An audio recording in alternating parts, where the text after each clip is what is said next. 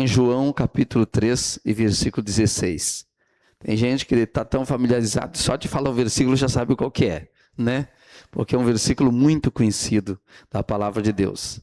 Quem não sabe esse não lê a Bíblia, né?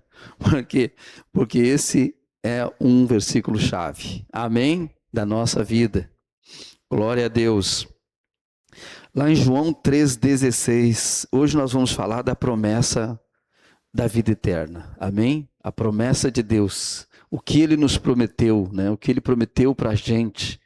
O valor disso. Amém? Diz assim João 3,16. Porque Deus amou o mundo de tal maneira que deu o seu Filho unigênito, para que todo aquele que nele crê não pereça, mas tenha vida eterna. Amém? Senhor Jesus, fale com a gente nesta manhã, através da sua palavra. Ilumine os nossos caminhos e os nossos passos, Senhor. Em nome de Jesus. Amém. Graças a Deus. Pode sentar, irmãos, dando glória a Deus. Aleluia. A maior promessa é essa, né, irmãos? E nós temos que ter o cuidado, porque às vezes na religiosidade, as pessoas acham que só elas estão certas, que só a religião delas salva. E, irmãos, se a gente escutar cada religião, a gente vai ver que cada um puxa a brasa para o seu assado. Mas a Bíblia diz que Deus amou o mundo. Diga glória a Deus. Veja bem, não é preto, não é branco, não é feio, não é bonito. Amém? Não é brasileiro, argentino, né? Não é oriental, ocidental. Deus amou o mundo. Deus amou as pessoas todas. Diga glória a Deus. Porque sabia que todos nós, mesmo sendo diferentes, nós viemos apenas de um homem que Deus fez, que foi o Adão. Deus fez um só. Desse um, depois ele fez a operação, a cirurgia, tirou a mulher, amém?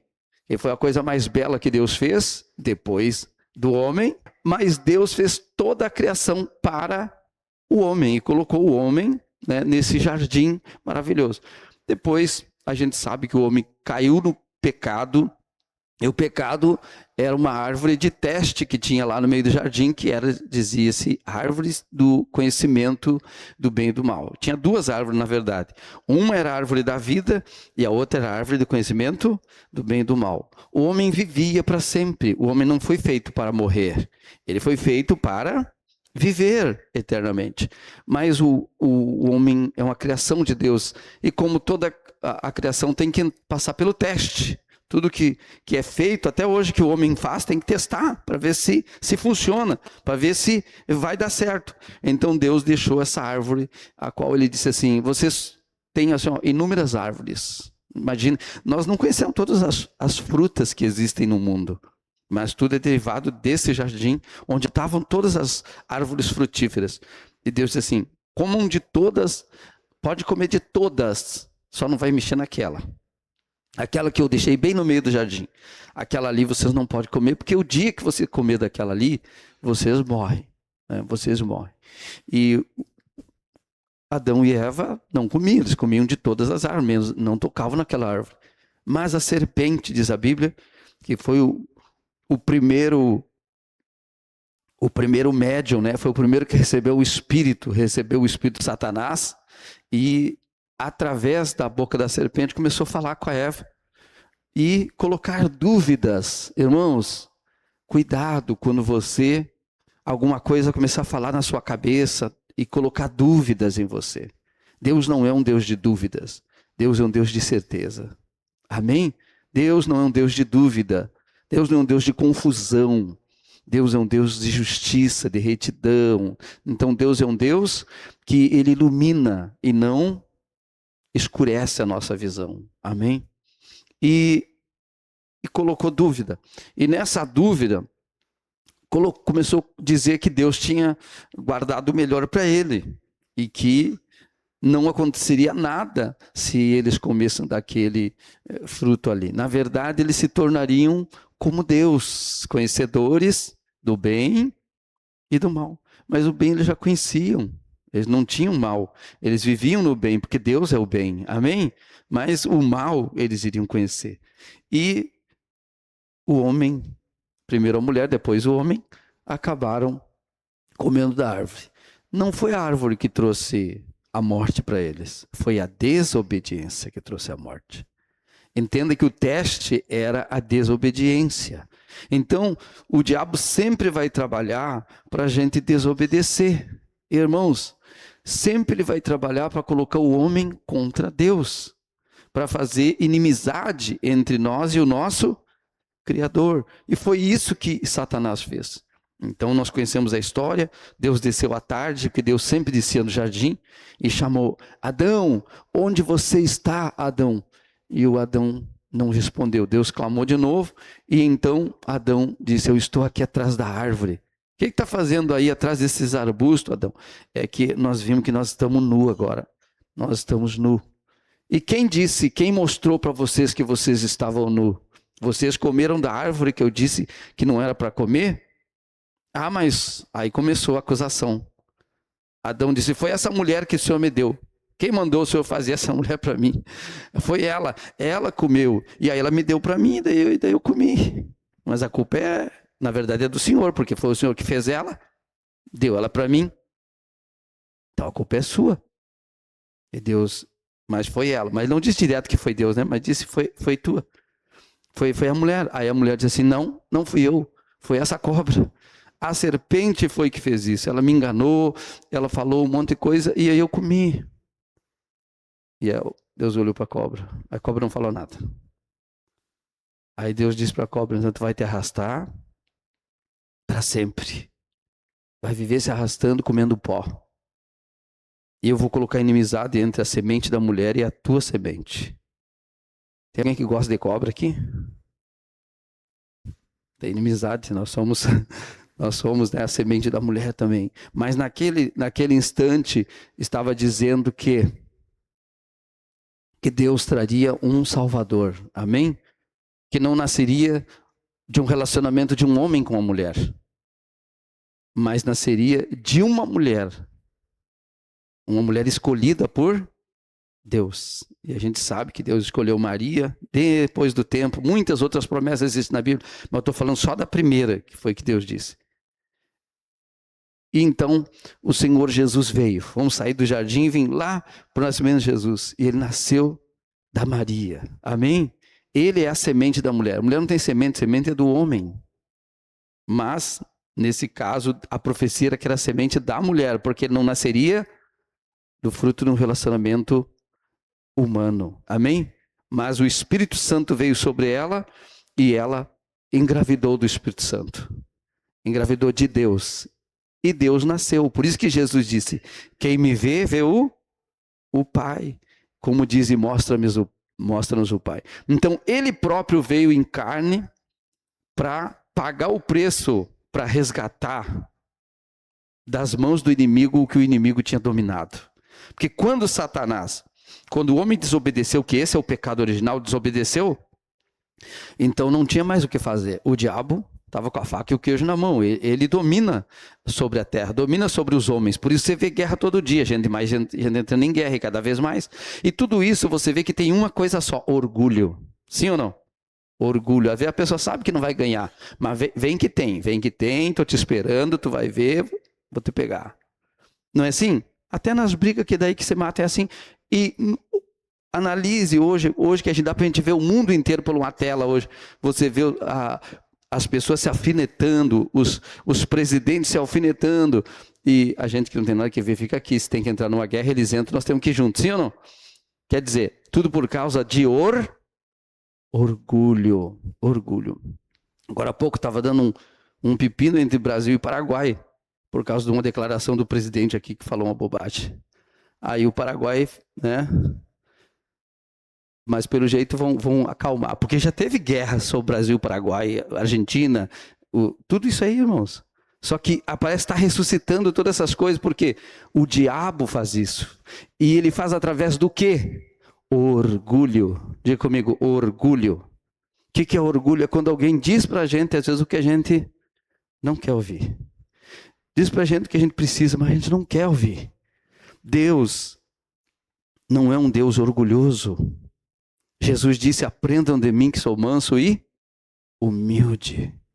Jesus ensinou a não resistir esse tipo de maldade. Ele, se te obrigarem a uma quadra, vai 2. Se quiserem te tirar a gravata, dá também o casaco. Amém? Jesus ensinou isso. Ah, mas isso é demais. Não. Jesus ensinou que a vida vale mais que qualquer outra coisa. Amém? A vida vale mais que qualquer outra coisa. Quantas pessoas perderam, às vezes, a vida porque num assalto não quiseram entregar? Eu não vou entregar. Aí morreram. Ah, mas era da pessoa. Sim, mas e agora ficou sem as coisas e sem a vida? Deixa que as coisas vá. Mas a sua vida é o que você tem de mais precioso. Jesus ensinou a gente a viver e se comportar nessa vida. Amém? E um dos comportamentos do cristão é não entrar na guerra. Não entrar em guerra com o ser humano. Porque o ser humano é uma vítima também nas mãos do diabo. Então hoje a gente vê. E tudo por culpa de quê? Do pecado, a desobediência a Deus. Por isso que nós cristãos não seguimos sentimentos, nós seguimos a luz da palavra de Deus. Se não é para resistir, não resistimos. Ah, mas eu estou com vontade de resistir, mas não resistimos, porque Deus diz para não fazer. Amém? Porque no momento que eu resistir, eu estou desobedecendo. É o mesmo pecado agindo, é o mesmo pecado nos dominando, é o mesmo pecado trazendo prejuízo para a nossa vida. E assim, as guerras vão se escalando no mundo. E assim, estão à beira de uma terceira guerra mundial. E tudo por causa de quê? O pecado, a desobediência, a falta de Deus. Porque o pecado afasta Deus das nossas vidas. Amém, irmãos? Mas a salvação de Deus é grátis, é gratuita. Porque por um homem entrou o pecado no mundo. Foi só um homem que pecou.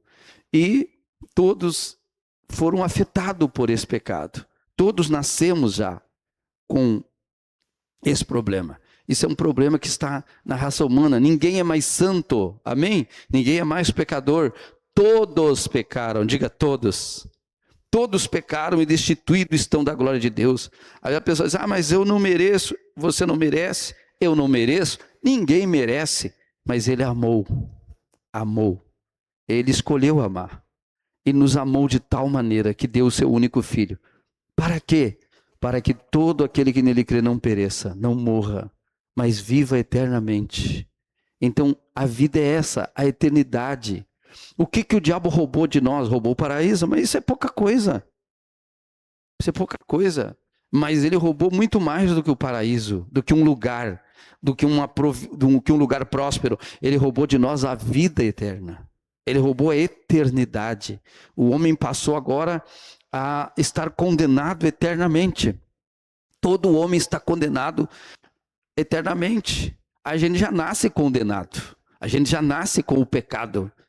A gente já é, diz a Bíblia, o próprio Davi disse nos Salmos: eu nasci em pecado e em pecado me concebeu minha mãe. Todos nós nascemos no pecado. Todos nós nascemos nu e destituído da glória de Deus. Ou alguém já nasceu de roupa? Ninguém nasceu de roupa. Primeira coisa, já dá uma roupinha para a criança. Bota uma roupinha, né? Mas lá no jardim ninguém usava roupa e não tinha problema. Ah, os índios também não tinham. Sim, mas sempre usava alguma coisa para tapar as vergonhas, como diz a Bíblia. Mas a verdade, irmão, é que o pecado nos expõe à vergonha, à derrota e ao fracasso. Amém? É o pecado que nos leva a isso. Por isso que quando nos alinhamos à palavra de Deus, à vontade de Deus e aprendemos e deixamos de viver pelo sentimento, não é que nunca mais teremos sentimento. Nós continuaremos com os nossos sentimentos. Nós continuaremos sendo tentados. Mas agora nós temos poder de escolha. Diga a glória de Deus. Poder de escolha. Poder de escolha. Eles também tinham, mas eles escolheram o que escolheram. E por isso nós tivemos de pagar o preço. Então quando Deus nos ama e envia Jesus, Ele envia para Jesus pagar o nosso preço. Ora, como Deus pode cobrar de todo mundo o que um homem só fez? Não é muito justo isso. Mas como Deus é justo, a Bíblia diz que Ele então disse: Por um entrou o pecado, por outro o pecado sai. Diga glória a Deus. Por um entrou o pecado, por outro o pecado sai. Tá, mas nós ainda somos pecadores, mas pecadores arrependidos, é diferente, pecadores perdoados. Por quê? Porque ele já cobrou o preço da nossa culpa. Amém? Ele já pagou, a Bíblia mostra claramente que ele pagou com o sangue, porque não havia como comprar, não havia como libertar se alguém não morresse no lugar do pecador. Então, alguém tinha que morrer no lugar do pecador. E a Bíblia diz assim: onde abundou o pecado, superabundou a graça de Deus. A graça de Deus. Isso significa que Deus está chamando todo mundo, que Deus está querendo salvar todo mundo. Que ninguém, que nós, principalmente nós cristãos, não podemos ter esse orgulho de dizer, não, só nós somos salvos, nós somos salvos. Quem salva é Jesus. Ele sabe todo mundo que é salvo. Ele conhece todos os salvos. Amém? Tem gente que nem foi pregado o evangelho, mas Deus sabe se foi salvo ou não, como que Deus salva. Nós não sabemos nem salvar nem nós mesmos, mas Ele salva todos. Diga glória a Deus. Então, uma das coisas que eu acho mais horrível na religião é que a pessoa apenas puxa a brasa para o seu assado, dizendo, só nós somos salvos. E isso não pode existir. Principalmente entre as igrejas evangélicas, cristãs. A nossa é melhor, aquela é melhor, essa é melhor. Não, irmãos. A palavra de Deus é melhor, Jesus é melhor, o Espírito Santo é melhor. Amém? E a gente tem que estar com o Espírito Santo, estar com Jesus, estar com a palavra dele, ser fiel a Deus e à nossa igreja. Amém? Isso a gente tem que ser. Agora, achar que a gente é só a gente, aí já é perigoso. Amém? Já se torna uma coisa perigosa.